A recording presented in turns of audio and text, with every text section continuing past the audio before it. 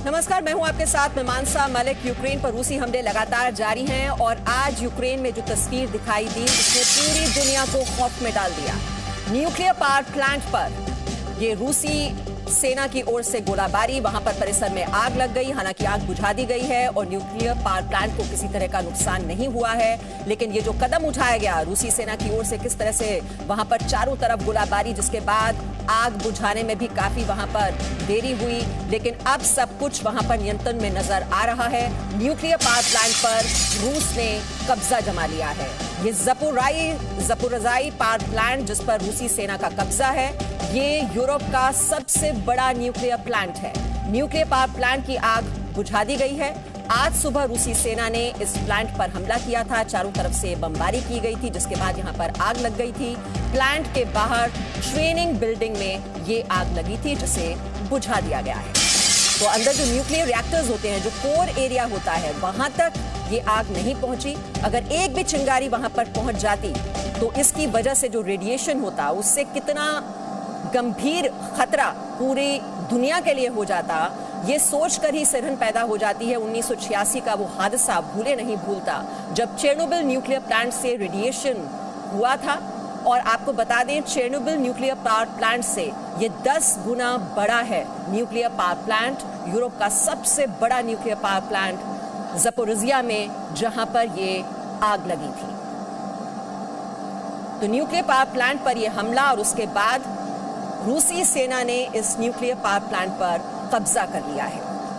लेकिन परिसर में जिस तरह से आग लगी, ये हालांकि एडमिनिस्ट्रेटिव बिल्डिंग बताई जा रही है जहां पर आग लगी थी, लेकिन अगर जरा सी भी ये आग वहां पर फैलती और ये कोर एरिया में पहुंच जाती, ये देखिए, ये हम आपको दिखा रहे हैं ये तस्वीर के जरिए किस तरह से ये वहां पर 6 न्यूक्लियर रिएक्टर्स हैं इस न्यूक्लियर पावर प्लांट में। ये यूरोप का सबसे बड़ा न्यूक्लियर पावर प्लांट है और जो न्यूक्लियर वेस्ट स्टोरेज है वो कहां पर है, कहां पर ये आग लगी, वो भी आप इस तस्वीर के माध्यम से समझ सकते हैं। कहां से फायरिंग हुई, चारों तरफ से ये फायरिंग, और ये कितना गंभीर खतरा हो जाता पूरी दुनिया के लिए, पूरे यूरोप के लिए, क्योंकि इससे पहले भी जो रेडिएशन हुआ था 1986 में चेर्नोबिल न्यूक्लियर पावर प्लांट से, उसकी वजह से किस तरह से लोग झुलसे थे और कितने लोग उसकी वजह से प्रभावित हुए थे, वो अभी तक हादसा भूला नहीं है पूरे यूरोप को।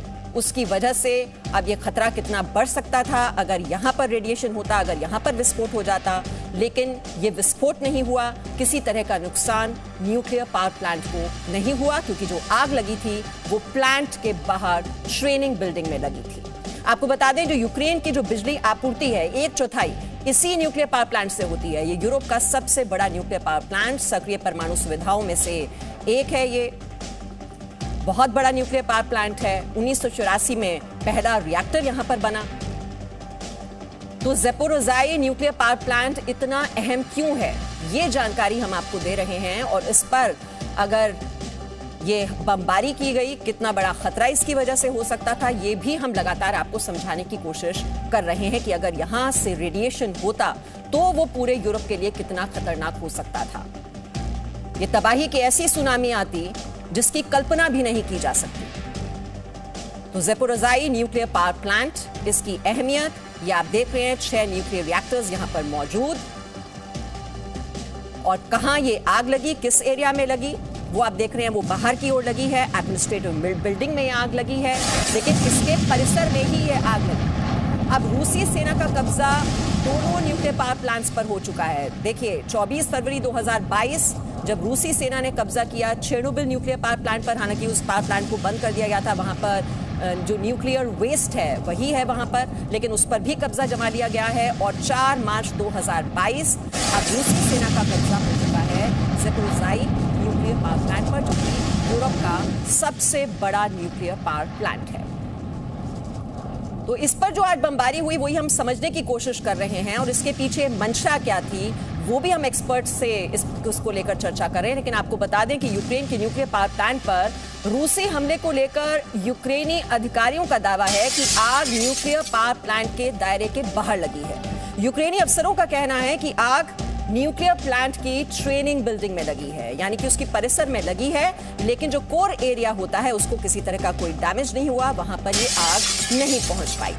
न्यूक्लियर प्लांट की ट्रेनिंग बिल्डिंग में ये आग लगी। और इसी वजह से जिस नुकसान का अंदेशा जताया जा रहा था, जिस खतरे की बात की जा रही थी, वो जरूर मिनिमाइज हो गया है, लेकिन कह नहीं सकते कि अब मंशा है क्या। रूसी सेना के क्या बहुत ही खतरनाक इरादे हैं? क्या ये जो विश्व युद्ध की जो हम बात कर रहे हैं, कहीं ये न्यूक्लियर युद्ध में तो तब्दील नहीं हो जाएगा? ये जो खतरा है लगातार, इसको लेकर ज़ेलेंस्की भी कह रहे हैं कि जो नेटो है, अमेरिका है, दरअसल उसके इरादे हैं न्यूक्लियर वॉर के।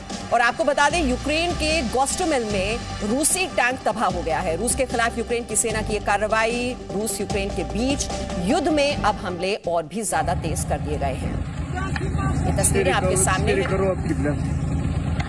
तो रूस और यूक्रेन के बीच ये युद्ध जो कि अब और भी ज्यादा भीषण हो चुका है, और रूसी सेना का जो कंट्रोल है, उसका जो नियंत्रण है, उसकी जो पकड़ है, वो और भी मजबूत होती हुई दिखाई दे रही है।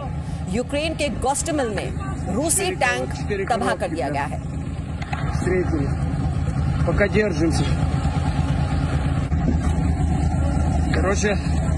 Только что вручную разъебашили колонну. 4 коробки, блядь, встретили. Пока держимся. Короче, только что вручную разъебашили колонну. 4 коробки, блядь, встретили.